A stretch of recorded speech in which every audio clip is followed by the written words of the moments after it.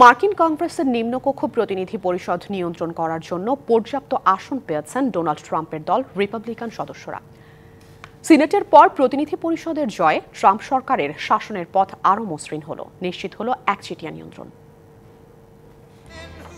কংগ্রেসের সিনেটে নিয়ন্ত্রণ পাওয়ার পর এবার যুক্তরাষ্ট্রের প্রতিনিধি পরিষদও রিপাবলিকানদের দখলে। ফলে ক্ষমতায় রাজস্বিক প্রত্যাবর্তন হওয়া ডোনাল্ড ট্রাম্প আইন প্রণয়নের পথে থাকবেন অনেকটাই বাধাহীন।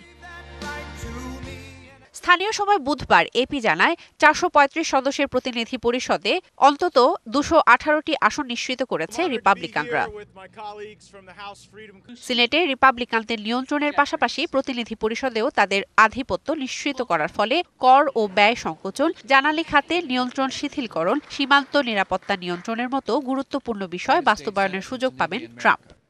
নগদের সর্বোচ্চ বার ১৬৭ টাকা রিচার্জে পাবেন ১ লাখ টাকা পুরস্কার। আরও আছে প্রতি সপ্তাহে পুরস্কার ও ক্যাশব্যাক। প্রেসিডেন্ট জো বাইডেনের মেয়াদে গেল ২ বছর কংগ্রেসের নিম্নকক্ষ প্রতিনিধি পরিষদ বিরোধী দল রিপাবলিকানদের নিয়ন্ত্রণে ছিল।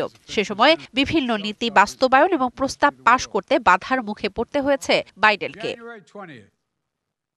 জয় নিশ্চিতের ফলে আগামী ২ বছর অনেকটা বাধা ছাড়াই নির্বাচনী অঙ্গীকার বাস্তবায়নের সুযোগ পাবেন ট্রাম্প।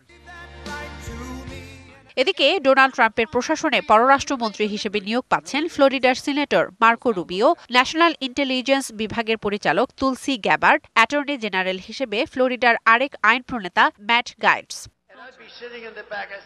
এর আগে জাতিসংঘে রাষ্ট্রদূত হিসেবে নিউ ইয়র্কের প্রতিনিধি এলিস স্টেফানিক, জাতীয় নিরাপত্তা উপদেষ্টা হিসেবে ফ্লোরিডার প্রতিনিধি মাইক ওয়াল্টস, কেন্দ্রীয় গোয়েন্দা সংস্থার নেতৃত্ব দেওয়ার জন্য জাতীয় গোয়েন্দা বিভাগের সাবেক পরিচালক জন র্যাটক্লিফকে মনোনীত করেন ট্রাম্প। তবে ট্রাম্পের সাম্রাজ্যে এসব নিয়োগ মধ্যপ্রাচ্যে মার্কিন নীতির ওপর বৃহত্তর রাজনৈতিক বিভাজনের প্রতিফলন ঘটাবে বলে মনে করছেন বিশ্লেষকরা। শোভন শাহমিন দিশা, ডিবিসি নিউজ ডেস্ক।